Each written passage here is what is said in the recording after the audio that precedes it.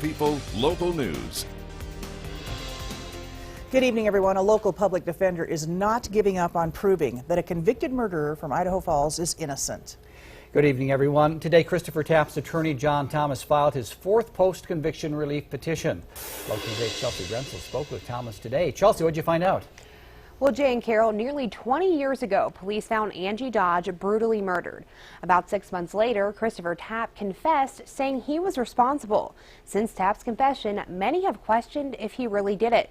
So if he didn't, the bigger question is, who murdered Angie Dodge? I have children at home. I have a wife at home. I would never want whoever did this to Angie Dodge to do this to anybody else.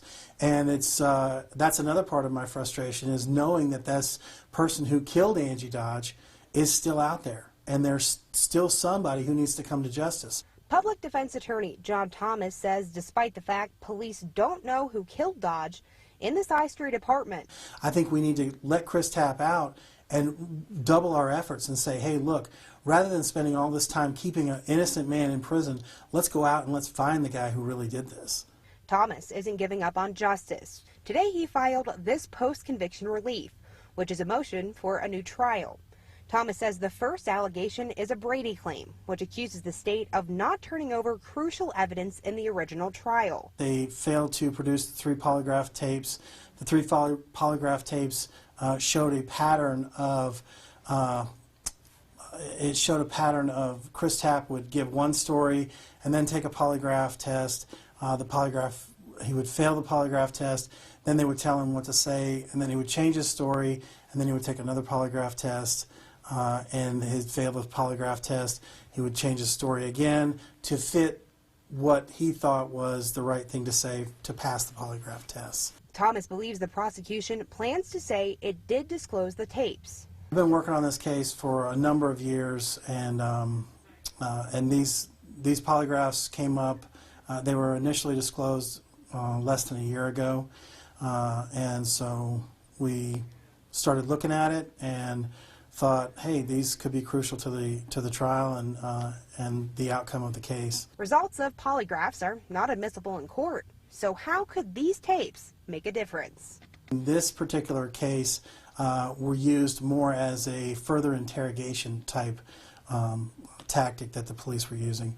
They weren't necessarily using them as to confirm whether or not Chris was telling the truth.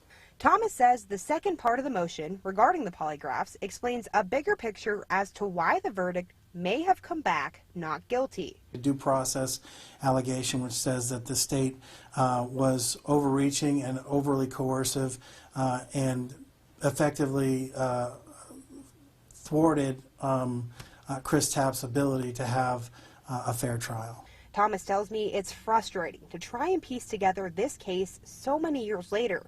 He says even though it's a long road, Tapp is still in good spirits. It's a new day for him, and it's a routine, but at the same time, he's hopeful that we're gonna get him out someday, and he's got plans for the future.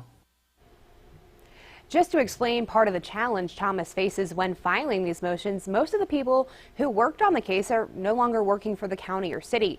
He tells me it's not easy to try and understand what went through their minds nearly 20 years ago. We do have a full the post of the motion on our website, localnews8.com. Live in the studio, I'm Chelsea Brensel. All right, thank you, Chelsea. The state has 30 days to respond to the motion. Now, if by some chance you have any information regarding Angie Dodge's murder from 20 years ago, do call the Idaho Falls Police Department, 529-1200.